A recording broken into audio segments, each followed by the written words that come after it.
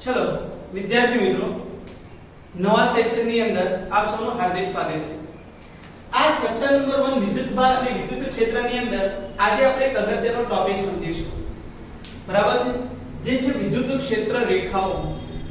તો વિદ્યુત ક્ષેત્ર વિશેની માહિતી વિદ્યાર્થી મિત્રો આપણે મેળવી। હવે મેળવીએ છીએ વિદ્યુત ક્ષેત્ર રેખાઓ વિશેની માહિતી। તો વિદ્યુત ક્ષેત્ર રેખાઓ શું છે? તો વિદ્યુત ક્ષેત્રને દર્શાવતી એક ચિત્રાત્મક રજૂઆત છે। સમજણ પડે છે? તો વિદ્યુત ક્ષેત્ર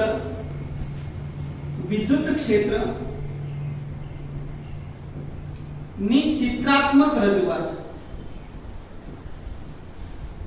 જેને આપણે કહીએ છીએ વિદ્યુત ક્ષેત્ર રેખાઓ।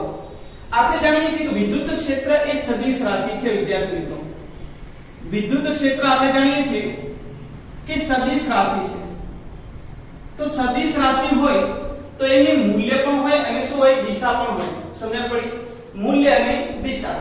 જો મારે કોઈ પણ સદિશ હોય, સદિશ રાશિ એની દિશાને દર્શાવવી હોય તો આપણે તીર વડે દર્શાવીએ છીએ। સમજણ પડી? શાના વડે દર્શાવીએ છીએ? તીર વડે।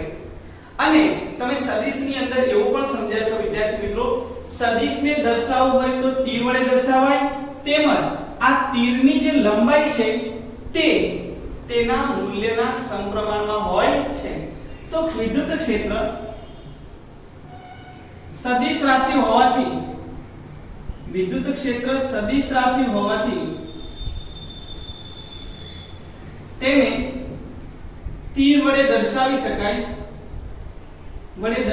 શકાય, જેની લંબાઈ જે છે તેના મૂલ્યના સમપ્રમાણમાં હોય છે। સમજણ પડી? તેના મૂલ્યના સમપ્રમાણની અંદર હોય છે। એનો મતલબ એ થયો કે જેટલી તમે તીરની લંબાઈ વધારશો એનો મતલબ એટલું જ મૂલ્ય એનું શું છે? વધે છે। અને તીરની લંબાઈ આપણે જેટલી ઓછી કરતા જઈએ એનો મતલબ કે એનું મૂલ્ય શું થાય છે? ઘટે છે। આપણે જાણીએ છીએ વિદ્યાર્થી મિત્રો કે બિંદુવત વિદ્યુતભાર હોય તો બિંદુવત વિદ્યુતભાર વડે ઉદ્ભવતું વિદ્યુત ક્ષેત્ર, બરાબર છે। આપણે બિંદુવત વિદ્યુતભારની વાત કરીએ છીએ કે બિંદુવત વિદ્યુતભાર હોય તો તેના વડે ઉદ્ભવતું વિદ્યુત ક્ષેત્ર નું સમીકરણ તમને યાદ હશે। E બરાબર શું લખાય? તો kq/r²। E બરાબર શું લખાય? kq/r²। એનો મતલબ વિદ્યુત ક્ષેત્રનું મૂલ્ય અંતરના વર્ગના વ્યસ્ત પ્રમાણમાં છે। એનો મતલબ જેમ જેમ અંતર વધે તેમ તેમ તેના વિદ્યુત ક્ષેત્રના મૂલ્યમાં શું થાય? ઘટાડો થાય। સમજણ પડી? તો વિદ્યુત ક્ષેત્ર, બિંદુવત વિદ્યુતભારનું વિદ્યુત ક્ષેત્ર આ સમીકરણ મુજબ આપી શકાય। ધારો કે વિદ્યુતભાર છે, ધન વિદ્યુતભાર, એની વિદ્યુત ક્ષેત્ર રેખા એટલે કે વિદ્યુત ક્ષેત્ર દર્શાવું છું, ધ્યાન આપો। તો વિદ્યુતભાર છે, જેમ જેમ અંતર વધે, જો પહેલા વિદ્યુત ક્ષેત્રનું મૂલ્ય વધારે હતું, પછી જેમ અંતર વધ્યું તેમ વિદ્યુત ક્ષેત્રનું મૂલ્ય કેવું થયું? નાનું થયું। એનાથી પણ અંતર વધ્યું એટલે વિદ્યુત ક્ષેત્રનું મૂલ્ય નાનું થયું।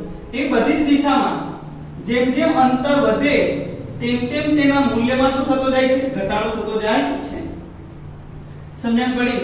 આ જેમ જેમ દરેક દિશામાં આપણે જોઈ શકીએ, જેમ જેમ અંતર વધે છે તેમ તેના મૂલ્યની અંદર શું થાય છે? ઘટાડો થતો જાય છે। ક્લિયર છે વિદ્યાર્થી મિત્રો? તો આ પ્રકારે તમે વિદ્યુત ક્ષેત્રને દર્શાવી શકો। કયા વિદ્યુત ક્ષેત્રને? બિંદુવત વિદ્યુતભાર હોય તો તેના વિદ્યુત ક્ષેત્રને આ રીતે દર્શાવી શકાય। સમજણ પડી? હવે આ દરેક તીરને એક સાથે જોડી દઈએ વિદ્યાર્થી મિત્રો, ધ્યાન આપજો કે અહીંયા સદિશ તીર જે છે તે વિદ્યુત ક્ષેત્રની દિશા દર્શાવે છે। તીર જે છે તે વિદ્યુત ક્ષેત્રની દિશા દર્શાવે છે। આ એની લંબાઈ જે છે તેનું મૂલ્ય દર્શાવે છે। એટલે કે જેમ જેમ આપણે વિદ્યુતભારથી દૂર જતા રહીએ છીએ તેમ તેમ એના મૂલ્યમાં શું થતો જાય છે? ઘટાડો થતો જાય છે। હવે આ દરેક તીરને આમ જોડી દેવામાં આવે તો આ બનતી રેખા જે છે એને વિદ્યુત ક્ષેત્ર રેખા કહે છે। સમજણ પડી? આ બધા જ તીરને હું જોડી દઉં તો એક જ રેખા બની જાય, અને આ એક જ રેખા જે બની ગઈ તેને કહેવામાં આવે છે ક્ષેત્ર રેખા। ધ્યાન આપજો, આ એક જ દિશાના બધા જ તીરને જોડતા ક્ષેત્ર રેખા મળે છે। સમજણ પડી વિદ્યાર્થી મિત્રો? હવે થોડું ધ્યાન આપજો કે આ તીર છે એના કોઈક આ પૂંછ પર જો હું વિદ્યુતભાર મૂકું તો એના પર લાગતું બળ હંમેશા આ દિશામાં જ હોય. તીર શું દર્શાવે છે? તો તીર એ એવી દિશા દર્શાવે છે કે જેના પૂંછ ઉપર હું કોઈ વિદ્યુતભાર મૂકું તો તેના ઉપર લાગતું બળ આ દિશામાં હોય. આ તીર જે છે તે બળની દિશા પણ દર્શાવે અને વિદ્યુત ક્ષેત્રની દિશા પણ દર્શાવે. વિદ્યાર્થી મિત્રો સૌથી અગત્યની વાક્ય રચના બોલું છું, ધ્યાન આપજો. માટે વિદ્યુત ક્ષેત્ર રેખાઓને બળ રેખાઓ પણ કહે છે. કેમ? તો બંનેની દિશા સરખી છે. તો વિદ્યુત ક્ષેત્ર રેખાઓને ઘણીવાર શું કહેવામાં આવે છે? બળ રેખાઓ પણ કહેવામાં આવે. પરંતુ વિદ્યાર્થી મિત્રો જ્યારે હું આ બધાને જોડી દઉં ત્યારે સૌથી મોટી તકલીફ શું પડે? આ બધાને જોડી દઉં તો મને આમ દિશા તો મળે, પણ હવે પેલા સદિશો હતા ને એની લંબાઈ હવે મને મળતી નથી. હવે એક જ સદિશ થઈ ગયું, જો આ રીતે હવે આમ થઈ ગયું. હવે તમને પેલી વસ્તુ નથી દેખાતી કે અહીંયા એનું મૂલ્ય વધારે છે, અહીંયા ઓછું છે. આવું આપણે નક્કી કરી શકતા નથી. સમજણ પડે છે? જ્યારે હું બધા તીરને એકબીજા સાથે જોડી દઉં અને ક્ષેત્ર રેખા વડે દર્શાવું ત્યારે તે પોતાના મૂલ્ય વિશેની માહિતી ગુમાવી બેસે છે. હવે આની મૂલ્ય આપણે નક્કી કરી શકતા નથી, એટલે મૂલ્ય વિશેની માહિતીને ગુમાવી દીધી.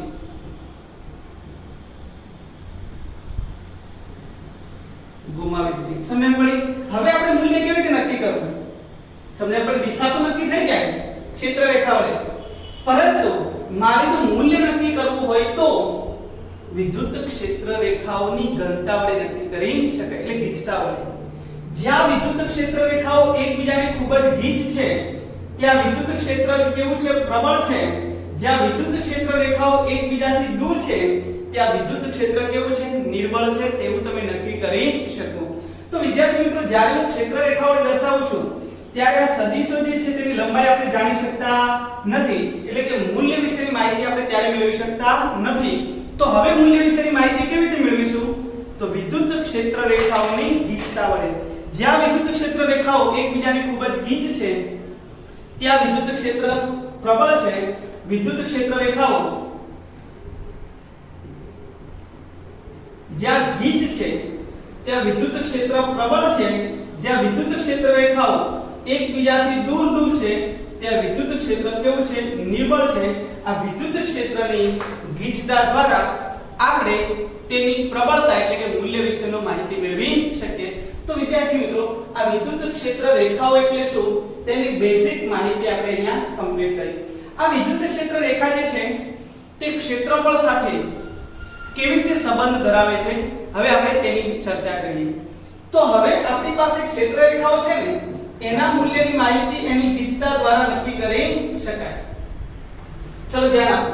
હવે આપણે વાત કરીએ છીએ વિદ્યાર્થી મિત્રો ક્ષેત્રફળ સાથે કેવી રીતે સંબંધ. મિત્રો હવે આપણે જોઈએ કે ક્ષેત્ર રેખાઓ ક્ષેત્રફળ પર અથવા ક્ષેત્રફળ દ્વારા આંતરાતા ઘનકોણ પર કેવી રીતે આધાર રાખે છે તેની ચર્ચા કરીએ. બુકની અંદર આ મુદ્દો આપેલો છે, બહુ કોમ્પ્લિકેટેડ રીતે લખેલો છે, બરાબર છે. આપણે સરળ રીતે આને સમજાવવાનો પ્રયત્ન કરીએ કે ક્ષેત્ર રેખાઓ જે છે તે ક્ષેત્રફળ પર કેવી રીતે આધાર રાખે છે અથવા તો ક્ષેત્રફળ દ્વારા આંતરાતું જે ઘનકોણ છે તેના ઉપર કેવી રીતે આધાર રાખે તેની આપણે ચર્ચા કરીએ છીએ.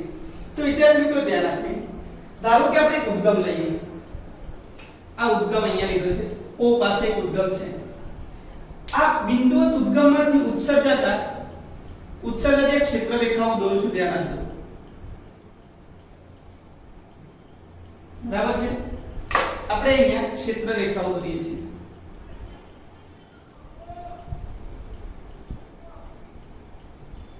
આ બિંદુવત બરાબર છે. O પાસેથી આ એક ક્ષેત્ર રેખાઓનો સમૂહ આ રીતે દર્શાવેલો છે.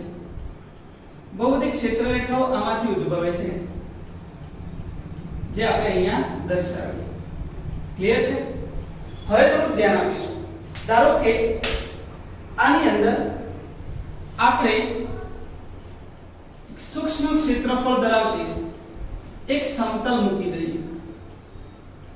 એક સમતલ આ અહીંયા મૂકેલો છે તેટલા જ ક્ષેત્રફળ ધરાવતો એક સમતલ S હું અહીંયા મૂકી દઉં. સમજણ પડી? એટલે કે ઉદ્ગમથી એક નજીક મૂકી દીધો છે, એક ઉદ્ગમથી કેવો મૂકે છે? દૂર મૂકેલો છે. ક્લિયર છે વિદ્યાર્થી મિત્રો? તો અહીંયા બંને આપણે સમતલ સમાન ક્ષેત્રફળ ધરાવતા બે સમતલ મૂકેલા છે. વિદ્યાર્થી મિત્રો જોઈ શકાય કે આ જે છે તેમાંથી પસાર થતી ક્ષેત્રરેખાઓની સંખ્યા વધુ છે, જ્યારે આમાંથી પસાર થતી ક્ષેત્રરેખાઓની સંખ્યા કેવી છે? ઓછી છે. માટે એવું કહી શકાય, આગળના મુદ્દામાં આપણે સમજી ચૂક્યા છીએ કે આપેલા પૃષ્ઠમાંથી પસાર થતી ક્ષેત્રરેખાઓની સંખ્યા વધુ એટલે કે અહીંયા ક્ષેત્રરેખાઓ જે છે તે એકબીજાની ગીચ છે, જ્યારે અહીંયા ક્ષેત્રરેખાઓ એકબીજાથી કેવી છે? દૂર છે. સમજણ પડી વિદ્યાર્થી મિત્રો? તો આમાંથી પસાર થતી ક્ષેત્રરેખાઓની સંખ્યા વધુ એટલે ક્ષેત્રરેખાઓ એકબીજાથી ગીચ છે, એનો મતલબ અહીંયા ક્ષેત્ર પ્રબળ છે. અહીંયા આપણું વિદ્યુત ક્ષેત્ર પ્રબળ છે વિદ્યાર્થી મિત્રો. અહીંયા આપણું વિદ્યુત ક્ષેત્ર કેવું છે? પ્રબળ છે. અહીંયા તમે જોઈ શકો છો કે ક્ષેત્રરેખાઓ જે છે તે ઓછી પસાર થાય છે. કેમ? તો ક્ષેત્રરેખાઓ એકબીજાથી કેવી છે? દૂર. ને એકબીજાથી દૂર હોવાને કારણે અહીંયા તમને વિદ્યુત ક્ષેત્ર કેવું મળે છે? નિર્બળ મળે છે. ક્લિયર છે વિદ્યાર્થી મિત્રો? તો આ વાત થઈ ગઈ તો ક્ષેત્રફળ પર કેવી રીતે આધાર રાખે છે તે. બરાબર છે. હવે વાત કરીએ કે ઘનકોણ પર કેવી રીતે આધાર રાખે છે. ઘનકોણ એટલે શું? તો તમે સમજી શકો કે સમતલ કોણની વ્યાખ્યા કંઈક આવી હતી કે θ બરાબર ચાપના છેદમાં ત્રિજ્યા. ચાપના છેદમાં શું લખતા હતા? ત્રિજ્યા. બરાબર છે. પરંતુ જ્યારે તમે ઘનકોણની વાત કરતા હો ત્યારે સિગ્મા બરાબર delta a r² chapter number 2 ની અંદર આપણે ભણી ચૂક્યા છે પૂરક રાશિની અંદર. બરાબર છે. સમતલ કોણ અને ઘનકોણ. તો આ જે છે તે સૂક્ષ્મ કોણ ઓમેગા ડેલ્ટા a² એટલે આ જે છે તે ક્ષેત્રફળ છે અને ત્રિજ્યાનો શું થયો? વર્ગ નો ગુણોત્તર આપણને શું આપે છે? સમતલ કોણ. આપણે થિયરી પછી લખીએ, પહેલા એને વ્યવસ્થિત સમજીએ છીએ. બરાબર? તો હવે જો ધ્યાન આપો તો અહીંયા સુધીની ચર્ચા લખું છું, ધ્યાન આપજો કે આકૃતિમાં દર્શાવ્યા મુજબ આકૃતિમાં O પાસેથી ઉદ્ભવતા ક્ષેત્ર રેખાઓ દર્શાવી છે. O પાસેથી ઉદ્ભવતી આપણે ક્ષેત્ર રેખાઓ દર્શાવી છે. હવે આ ક્ષેત્ર રેખાઓ પર બે સમતલ બરાબર છે અથવા સમતલ પૃષ્ઠ R અને S મૂકેલ છે. સમજણ પડી? R માંથી પસાર થતી ક્ષેત્ર રેખાઓની સંખ્યા વધુ છે. R માંથી પસાર થતી ક્ષેત્ર રેખાઓની સંખ્યા વધુ છે.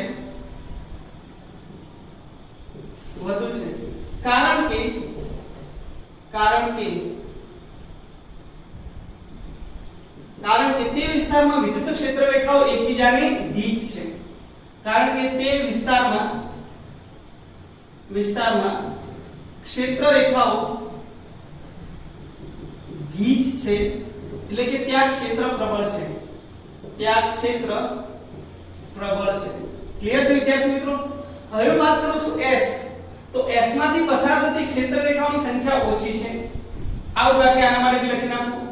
S માંથી પસાર થતી ક્ષેત્ર રેખાઓની સંખ્યા ઓછી છે કારણ કે તે વિસ્તારમાં ક્ષેત્ર રેખાઓ એકબીજાથી દૂર છે. એકબીજાથી કેવી છે? દૂર છે. એટલે કે ત્યાં ક્ષેત્ર નિર્બળ છે. સમજણ પડી વિદ્યાર્થી મિત્રો? તો ક્ષેત્રફળ પર કેવી રીતે આધાર રાખે છે તેની વાત કરીએ. હવે ઘનકોણની વાત કરીએ તો ઘનકોણ એટલે શું? બરાબર છે. બરાબર લખાય a/r². નાનું ક્ષેત્રફળ લઈએ, નાનું ક્ષેત્રફળ ડેલ્ટા a, તો ડેલ્ટા સિગ્મા બરાબર આવું લખી શકાય ડેલ્ટા સિગ્મા બરાબર ડેલ્ટા a ના છેદમાં r². બરાબર છે. અહીંયા આપણે સરળતા ખાતર બે પૃષ્ઠ વિચારીએ છીએ. બે પૃષ્ઠ હું વિચારું છું, ધ્યાન આપો. એક પૃષ્ઠ વિચારીએ છીએ P. અહીંયા મેં એક પૃષ્ઠ લીધું છે P.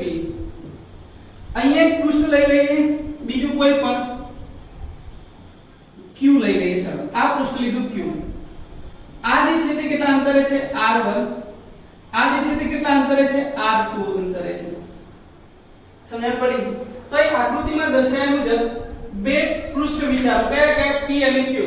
ચાલો એ બિંદુ P પાસે કેટલો કોણ બનાવ્યું? તો આને હું કહી દઉં છું ડેલ્ટા સિગ્મા એટલે કે ઘન કોણ. તો આના દ્વારા પણ કેટલો કોણ રચાય વિદ્યાર્થી મિત્રો? તો એ પણ કેટલો રચાય? તો ડેલ્ટા સિગ્મા એટલે બંને દ્વારા રચાતો કોણ કેવો બને? સમાન બને. તો અહીં બે પૃષ્ઠ વિચારો, પૃષ્ઠ P અને Q વિચારો જેમની ત્રિજ્યાઓ અનુક્રમે R1 અને R2 છે, જે કેન્દ્ર સાથે ડેલ્ટા સિગ્મા એટલે કે આટલો ઘન કોણ રચે છે. ખબર પડી? આટલો ઘન કોણ બંને રચે છે. વિદ્યાર્થી મિત્રો ઘન કોણની વ્યાખ્યા શું છે? ડેલ્ટા A r² શું લખાય? બરાબર છે, ડેલ્ટા સિગ્મા લખાય. તો બંનેના પૃષ્ઠ ક્ષેત્રફળ કેટલા? તો પહેલાનું પૃષ્ઠ ક્ષેત્રફળ ડેલ્ટા S1 બરાબર શું લખાય? ડેલ્ટા ઓમેગા અને ત્રિજ્યા પહેલાની કેટલી? r1². એ જ રીતે બીજાનું પૃષ્ઠ ક્ષેત્રફળ ડેલ્ટા S2 બરાબર શું લખાય? તો બીજાનું પૃષ્ઠ ક્ષેત્રફળ બરાબર શું લખાય? તો ડેલ્ટા સિગ્મા અને r2² લખાય. સમજણ પડી? તો બંનેના પૃષ્ઠ જે છે તે ડેલ્ટા સિગ્મા એટલે કે ઘન કોણ અને ત્રિજ્યાના વર્ગ પર આધારિત છે. આ બંને માટે સરખા છે. ડેલ્ટા સિગ્મા તો બંને માટે સરખા, બરાબર છે. એટલે લખી શકાય ડેલ્ટા ઇઝ પ્રોપોર્શનલ ટુ શું લખી શકાય? Delta S is proportional two r² લખી શકાય. હવે વિદ્યાર્થી મિત્રો આપણે વાત કરવાના હતા કે આ ઘનકોણ પર કેવી રીતે આધાર રાખે છે તેની વાત, ક્ષેત્ર રેખાઓ. તો તમે જોઈ શકો કે આ જે છે આ પૃષ્ઠ બરાબર છે, એનું ક્ષેત્રફળ આપણે લઈ લીધું ડેલ્ટા S2. આ પૃષ્ઠ એનું ક્ષેત્રફળ મેં લઈ લીધું ડેલ્ટા S1. તો તમે જોઈ શકો આમાંથી જેટલી ક્ષેત્ર રેખાઓ પસાર થાય છે તેટલી બધી જ આમાંથી પસાર થાય છે કે નહીં? તો કે હા. ક્લિયર છે? ધારો કે હું આમાંથી એવું નક્કી કરું કે આમાંથી પસાર થતી ક્ષેત્ર રેખાઓની સંખ્યા કેટલી? n. તો આમાંથી પસાર થતી ક્ષેત્ર રેખાઓની સંખ્યા પણ કેટલી થઈ જાય? n થઈ જાય. તો અહીં P અને Q પૃષ્ઠમાંથી પસાર થતી ક્ષેત્ર રેખાઓની સંખ્યા n છે. ધારો કે બરાબર છે, ધારો કે P અને Q પૃષ્ઠમાંથી પસાર થતી ક્ષેત્ર રેખાઓની સંખ્યા કેટલી લઈ લઈએ? n લઈ લઈએ. તો વિદ્યાર્થી મિત્રો ધ્યાન આપજો, આગળ હું લખું છું. હવે થોડું ધ્યાન આપીશું કે n જેટલી ક્ષેત્ર રેખાઓની સંખ્યા પસાર થાય છે. તો હવે જો મેં એવું કહ્યું કે આટલા ક્ષેત્રફળમાંથી પસાર થતી ક્ષેત્ર રેખાઓની સંખ્યા n છે, આટલા ક્ષેત્રફળમાંથી પસાર થતી ક્ષેત્ર રેખાઓની સંખ્યા n છે. આટલું ક્ષેત્રફળ એટલે કે ડેલ્ટા S1. ડેલ્ટા S1 એટલે કે ડેલ્ટા સિગ્મા r1². આટલા ક્ષેત્રફળમાંથી પસાર થતી ક્ષેત્ર રેખાઓની સંખ્યા કેટલી? n. તો એકમ ક્ષેત્રફળમાંથી પસાર થતી ક્ષેત્ર રેખાઓની સંખ્યા કેટલી? તો એકમ ક્ષેત્રફળમાંથી પસાર થતી ક્ષેત્ર રેખાઓની સંખ્યા કેટલી લખાય? તો n upon delta sigma r1². તે જ રીતે હું આના માટે પણ લખું. આનું ક્ષેત્રફળ ડેલ્ટા S2. ડેલ્ટા S2 એટલે કે delta sigma r2². Delta sigma r2². આટલા ક્ષેત્રફળમાંથી પસાર થતી ક્ષેત્ર રેખાઓની સંખ્યા આપણે કેટલી લીધી? n લીધી. બરાબર છે? તો એકમ ક્ષેત્રફળમાંથી પસાર થતી ક્ષેત્ર રેખાની સંખ્યા કેટલી? તો આના માટે પણ મને આન્સર મળે ડેલ્ટા સિગ્મા r2². તો વિદ્યાર્થી મિત્રો આ બંને પૃષ્ઠ જે છે આ બંને પૃષ્ઠની અંદર એકમ ક્ષેત્રફળમાંથી પસાર થતી ક્ષેત્ર રેખાઓની સંખ્યા n upon ઘનકોણ અને r1², n upon delta sigma r2² બંને પૃષ્ઠ માટે n સરખા, બંને પૃષ્ઠ માટે ડેલ્ટા સિગ્મા પણ સરખા. એનો મતલબ એવો થયો કે આપેલા પૃષ્ઠમાંથી પસાર થતી જે ક્ષેત્ર રેખાઓની સંખ્યા છે, એકમ ક્ષેત્રફળ દીઠ પસાર થતી ક્ષેત્ર રેખાઓની સંખ્યા એ r² ના વ્યસ્ત પ્રમાણની અંદર હોય છે. r² એટલે પૃષ્ઠની જે ત્રિજ્યા છે તે, આની ત્રિજ્યા નહીં, આ ઘનકોણ માટે આ ત્રિજ્યા બને. વિદ્યાર્થી મિત્રો ખબર પડી? તો આ જે ચર્ચા થઈ ગઈ તે વાત કોની થઈ ગઈ? તો ઘનકોણની વાત થઈ. તો વિદ્યાર્થી મિત્રો વિદ્યુત ક્ષેત્ર રેખાઓ આપેલા પૃષ્ઠ જે છે એના ક્ષેત્રફળ ઉપર કેવી રીતે આધાર રાખે અને ઘનકોણ ઉપર કેવી રીતે આધાર રાખે તે ધ્યાન રાખવું જરૂરી છે. આ આપણા પૃષ્ઠની ત્રિજ્યા નથી. ઘનકોણ તમે 11મા ધોરણની અંદર ચેપ્ટર નંબર 2 માં કંઈક ભણેલા આવી કંઈક યાદ હશે તમને. આવી કંઈક આકૃતિ ભણેલા યાદ છે ને? આવી આકૃતિ. તો આ જે કેન્દ્ર પાસે આપણે જે ખૂણો બનાવ્યો એને કહેતા હતા ડેલ્ટા સિગ્મા. આ આપણું ડેલ્ટા a અને આને આપણે ત્રિજ્યા r કહેતા હતા. આની ત્રિજ્યા નથી લેવાની. ત્રિજ્યા આપણે જે લેવાની છે તે આ લેવાની છે. ખબર પડી? આની. તો આ આપણી ત્રિજ્યા છે. આની ત્રિજ્યા આપણે લેવાના નથી. So this is our answer. સમજણ પડે છે વિદ્યાર્થી મિત્રો? તો વિદ્યુત ક્ષેત્ર જે છે તે ક્ષેત્રફળ અને ઘનકોણ પર કેવી રીતે આધાર રાખે તેની ચર્ચા અહીંયા કમ્પ્લીટ થઈ ગઈ. હવે વિદ્યાર્થી મિત્રો આપણે ચર્ચા કરીશું કે વિદ્યુત ક્ષેત્ર રેખાઓ જે છે તે આપણે સાદા વિદ્યુતભાર એટલે કે ધન વિદ્યુતભાર હોય, ઋણ વિદ્યુતભાર હોય, બે ધન વિદ્યુતભારોથી બનેલું તંત્ર હોય, બે ઋણ વિદ્યુતભારોથી બનેલું હોય કે ધન કે ઋણ વિદ્યુતભારોથી બનેલું તંત્ર હોય, તેમાં વિદ્યુત ક્ષેત્ર રેખાઓ કેવી રીતે હોય છે આપણે તેની ચર્ચા કરીએ. તો વિદ્યુત ક્ષેત્ર રેખાઓની વાત કરીએ. ધન વિદ્યુતભાર માટે, ઋણ વિદ્યુતભાર માટે, બે ધન વિદ્યુતભાર, ધન ઋણ કે બે ઋણ વિદ્યુતભાર હોય ત્યારે. ચલો ધન વિદ્યુતભાર હોય ત્યારે ક્ષેત્ર રેખાઓ કેવી રીતે દોરાય છે? ધન વિદ્યુતભાર હોય ત્યારે ક્ષેત્ર રેખાઓ કેવી રીતે દોરાય છે? ચાલો તો પહેલા q is greater than 0 હોય ત્યારે એની ક્ષેત્ર રેખાઓ. ચાલો આ ધન વિદ્યુતભાર છે તેની ક્ષેત્ર રેખાઓ કેવી? તો ધન વિદ્યુતભારની ક્ષેત્ર રેખાઓ બહાર તરફ હોય. બરાબર છે વિદ્યાર્થી મિત્રો? ક્ષેત્ર રેખાઓ એ સતત વક્ર હોય છે, અસતત વક્ર હોતા નથી. એટલે આપણે સતત દોરીશું. તો આ ધન વિદ્યુતભારની ક્ષેત્ર રેખાઓ હંમેશા બહાર તરફ હોય. હું એ રીતે દોરીશ કે q is less than 0 માટે. તો વિદ્યાર્થી મિત્રો q less than 0 માટે શું લખીશ? તો આની ક્ષેત્ર રેખાઓ કઈ તરફ? અંદર. કેમ કે અહીંયા તમે પરીક્ષણ વિદ્યુતભાર મૂકો +1 કુલમ એકમ ધન વિદ્યુતભાર તો બહાર તરફ બળ લાગશે. એટલે ક્ષેત્ર રેખાઓ બહાર તરફ. આ ઋણ છે અહીંયા તમે એકમ ધન વિદ્યુતભાર મૂકો તો કઈ તરફ આકર્ષે? અંદર તરફ. એટલાની ક્ષેત્ર રેખાઓ અંદર તરફ હશે. તો બધી ક્ષેત્ર રેખાઓ અંદર તરફ. આ ઋણ વિદ્યુતભારની વાત થઈ. બરાબર છે? આ ધન વિદ્યુતભાર, આ ઋણ વિદ્યુતભાર. હવે આપણે વાત કરીએ ધન અને ઋણ બંને લઈએ તો શું થાય? એક પોઝિટિવ લઈ લઈએ +q અને એક નેગેટિવ લઈ લઈએ. સમજવા જેવો પ્રશ્ન થઈ ગયો. તો વિદ્યાર્થી મિત્રો શું થાય? પોઝિટિવ માંથી ક્ષેત્ર રેખાઓ શું થતી હશે? બહાર આવતી હશે અને ઋણની અંદર દાખલ થતી હશે. તો પોઝિટિવ માંથી બહાર આવે અને ઋણમાં દાખલ થાય. જોડે વિદ્યાર્થી મિત્રો ધ્યાન આપવા જેવું છે. ધન અને ઋણ બંને હોય તો આ સૌથી અગત્યનો કન્સેપ્ટ. પોઝિટિવ માંથી નીકળે નેગેટિવ માં દાખલ થાય. બરાબર છે? જે હું દોરું છું તે થોડું ધ્યાનથી સમજજો. શું કહેવા માંગે છે તે સમજીએ. બરાબર છે? આ બધી ક્ષેત્ર રેખાઓ ક્યાં જશે? જે ઋણમાં નથી જઈ શકતી તે અનંત અંતરે જશે. બરાબર? અને જે ધનમાંથી નથી આવતી તે ક્યાંથી આવશે? અનંત અંતરેથી. આ કન્સેપ્ટ અગત્યનો છે કે ધનમાંથી નીકળતી ક્ષેત્ર રેખાઓ, ધન વિદ્યુતભારમાંથી નીકળતી ક્ષેત્ર રેખાઓ ક્યાં તો ઋણ વિદ્યુતભારમાં અસ્ત પામે કાં તો અનંત અંતરે અસ્ત પામે. સમજણ પડી?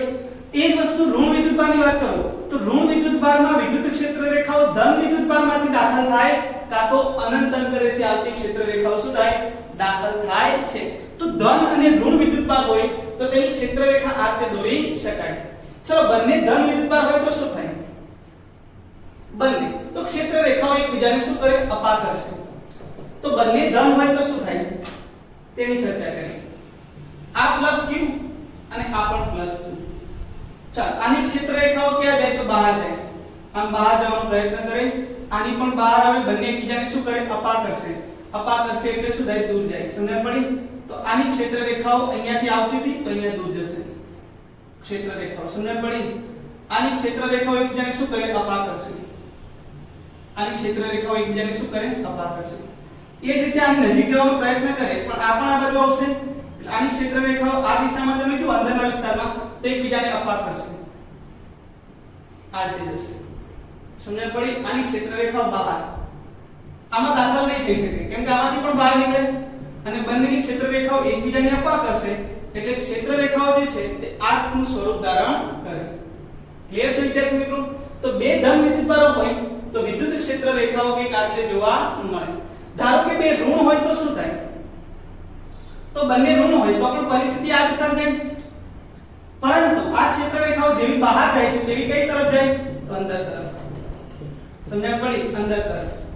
તો આ જે વાત થઈ ગઈ તે કોની વાત થઈ ગઈ? બે ઋણ વિદ્યુતભારો. ક્લિયર છે વિદ્યાર્થી મિત્રો? તો આ જે ચર્ચા થઈ તે સાદા વિદ્યુતભારો એટલે કે ખાલી બિંદુવત ધન વિદ્યુતભાર હોય, બિંદુવત ઋણ વિદ્યુતભાર હોય, બે ધન વિદ્યુતભાર હોય, બે ઋણ વિદ્યુતભાર હોય, ધન કે ઋણ વિદ્યુતભાર હોય તો તેની વિદ્યુત ક્ષેત્ર રેખાઓ કેવી રીતે હોય તેની આપણે ચર્ચા કરી. બીજું પણ એક પ્રશ્ન છે વિદ્યાર્થી મિત્રો કે એક MCQ માં પૂછાય છે એટલા માટે આપણે એનું ડિસ્કશન કરીએ છીએ ધ્યાન આપો કે જ્યારે પણ વિદ્યુત ક્ષેત્રની અંદર કોઈ વાહકને મૂકવામાં આવે, ધારો કે આ વિદ્યુત ક્ષેત્ર છે, આમાં બહુ બધી ક્ષેત્ર રેખાઓ હોય વિદ્યાર્થી મિત્રો, આ બહુ બધી ક્ષેત્ર રેખાઓ છે. હવે ધારો કે આની અંદર મેં કોઈ વર્તુળાકાર વાહક મૂકી દીધો. જ્યારે હું વિદ્યુત ક્ષેત્રની અંદર કોઈ વાહકને મૂકવામાં આવે ત્યારે વિદ્યુત ક્ષેત્ર રેખાઓ હંમેશા આ વાહકની સપાટીને લંબ રૂપે જાય. સમજણ પડી? આ તેને આને લંબ રૂપે એટલે આમ આવશે અને આની સપાટીને લંબ રૂપે એટલે આમ જશે, અહીંયાથી ફરી પાછી આમ આવીને આમ ચાલી જશે. સમજણ પડી? તો આને લંબ રૂપે સપાટી પર આવતી હોય છે. ધ્યાન આપજો વિદ્યાર્થી મિત્રો. કોઈ એંગલ નહીં બનવું જોઈએ, ઓન્લી 90 ડિગ્રી. વિદ્યુત ક્ષેત્ર રેખાઓ એક્ઝેક્ટ 90 તો અહીંયાથી બહાર આવશે, અહીંયાથી આવે તો અહીંયા 90 બનાવશે અને અહીંયાથી 90 બનાવીને બહાર આવશે. તો જ્યારે આપણે વાહકને વિદ્યુત ક્ષેત્રની અંદર મૂકવામાં આવે ત્યારે વિદ્યુત ક્ષેત્ર રેખાઓ આ વાહકની સપાટીને કેવી હોય છે? લંબ રૂપે ગોઠવાય છે. એટલે ઓપ્શનની અંદર અલગ અલગ રીતે આપેલું હોય તો આપણે એવો જ ઓપ્શન પસંદ કરવાનો કે જેની અંદર ક્ષેત્ર રેખાઓ જે છે તે વાહકને 90 ડિગ્રી એંગલે હોવી જોઈએ, એટલે કે લંબ રૂપે હોવી જોઈએ. તો આ વાત થઈ ગઈ વિદ્યાર્થી મિત્રો ક્ષેત્ર રેખાઓ જે છે તે ધન વિદ્યુતભાર, ઋણ વિદ્યુતભાર અથવા ધન અને ધન કે ઋણ અથવા ઋણ વિદ્યુતભાર હોય ત્યારે ક્ષેત્ર રેખાઓ કેવી રીતે દોરી શકાય તેની ચર્ચા અહીંયા પૂરી થઈ. હવે ક્ષેત્ર રેખાઓ જે છે તેનો એક અગત્યનો topic, very most important question કે જે ક્ષેત્ર રેખાઓમાંથી પૂછાતો હોય તેવો છે કે ક્ષેત્ર રેખાઓની લાક્ષણિકતાઓ લખો. 2 માર્ક્સમાં પૂછાય તો લખવાની કોઈ પણ 4 લાક્ષણિકતાઓ આપણે લખવાની હોય છે. તો આપણે જે છે તે આપણે હવે લખીશું વિદ્યુત ક્ષેત્ર રેખાઓની. સમજીએ છીએ વિદ્યાર્થી મિત્રો વિદ્યુત ક્ષેત્ર રેખાઓની લાક્ષણિકતાઓ. અગત્યનો વેરી મોસ્ટ ઇમ્પોર્ટન્ટ ટોપિક વિદ્યુત ક્ષેત્ર રેખાઓની લાક્ષણિકતાઓ. વિદ્યુત ક્ષેત્ર રેખાઓની લાક્ષણિકતાઓ ની ચર્ચા કરીએ છીએ. તો પહેલો મુદ્દો વિદ્યુત ક્ષેત્ર રેખાઓની લાક્ષણિકતા કઈ? તો પહેલો મુદ્દો એવું કહે છે વિદ્યાર્થી મિત્રો કે વિદ્યુત ક્ષેત્ર રેખાઓ ધન વિદ્યુતભારમાંથી નીકળે અને ઋણ વિદ્યુતભારની અંદર દાખલ થાય. તો વિદ્યાર્થી મિત્રો ધ્યાન આપજો કે વિદ્યુત ક્ષેત્ર રેખાઓ ધન વિદ્યુતભારમાંથી નીકળે, વિદ્યુત ક્ષેત્ર રેખાઓ ધન વિદ્યુતભારમાંથી નીકળે,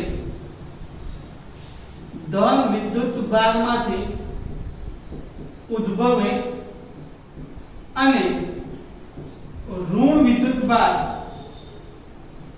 માં દાખલ થાય,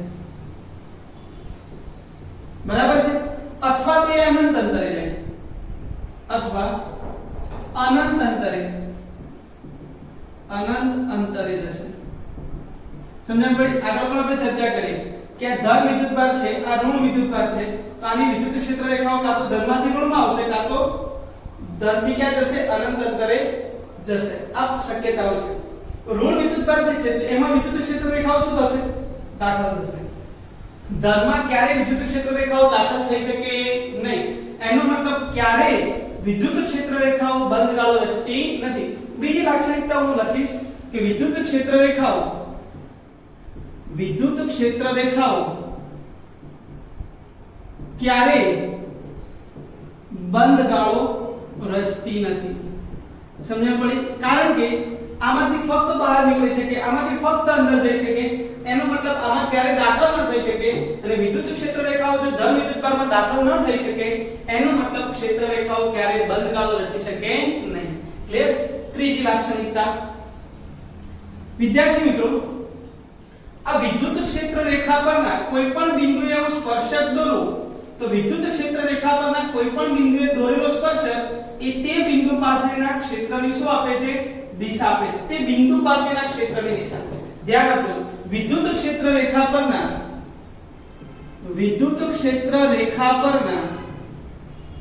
કોઈપણ બિંદુએ દોરેલો સ્પર્શક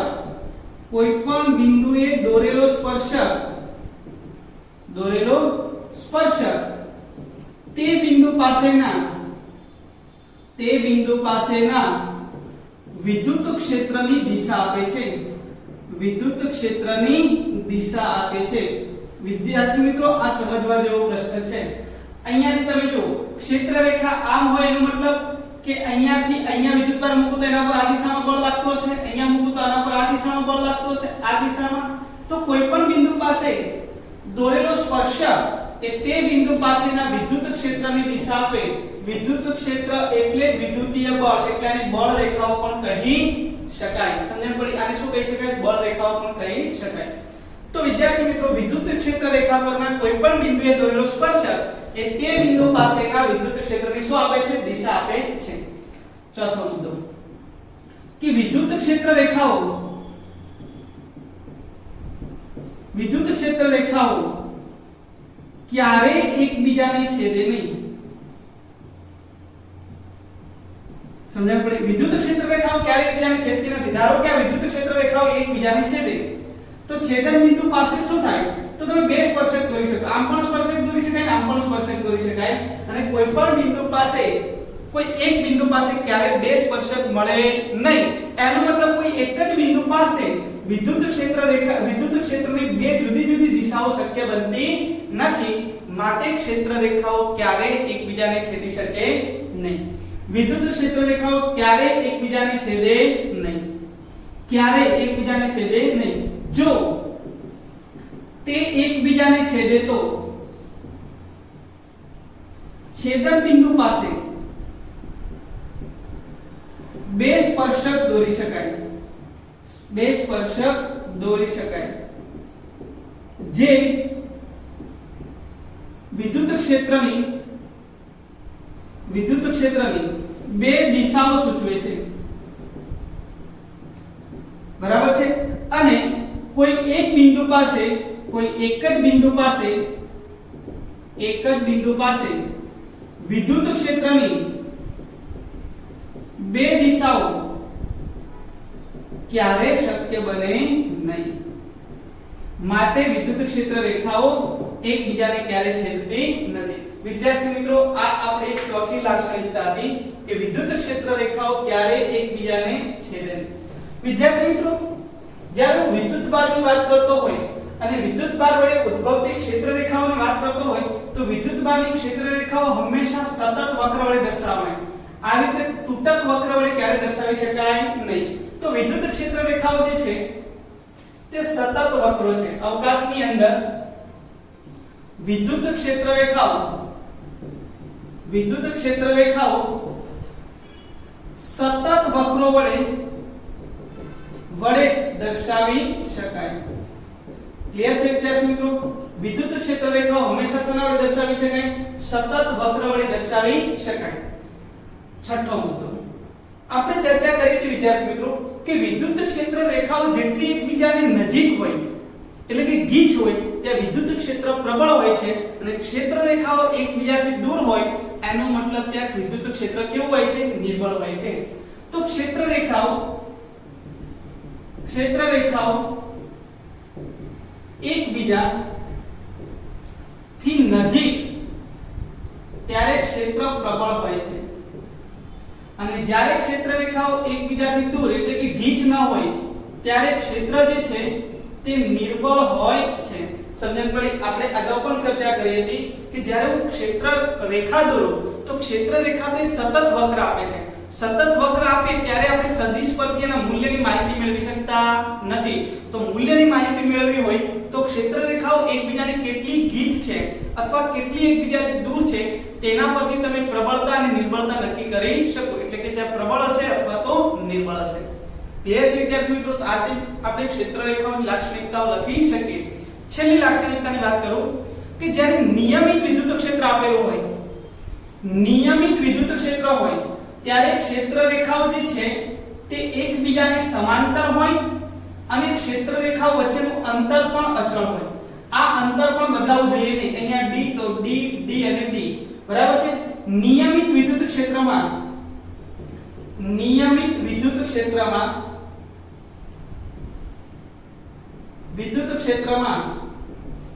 ક્ષેત્ર રેખાઓ એકબીજાને સમાંતર અને એકબીજાથી સમાન અંતરે હોય છે.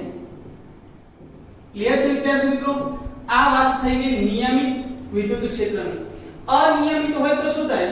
એકબીજાની સમાંતર તો ન હોય પરંતુ એકબીજાથી સમાન અંતરે પણ હોતી નથી. આવી ક્ષેત્ર રેખાઓ હોય તો તમે જોઈ શકો વિદ્યાર્થી મિત્રો, અહીંયા મૂલ્ય વધારે છે, અહીંયા મૂલ્ય ઓછું છે. બંને એકબીજાને સમાંતર પણ નથી અને એકબીજી વચ્ચેનું અંતર પણ સમાન નથી. તો આને અનિયમિત ક્ષેત્ર કહેવાય.